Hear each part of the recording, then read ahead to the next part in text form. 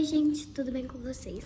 Hoje eu vou mostrar mais um vlog comigo de treino, então bora lá para mais um vídeo.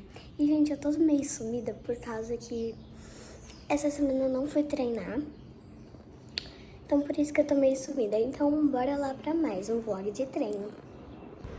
Bom gente, essas coisas aqui é que eu vou primeiro no inglês, essa bolsa, a garrafinha, a blusa da minha amiga e ali a bota que eu já vou colocar.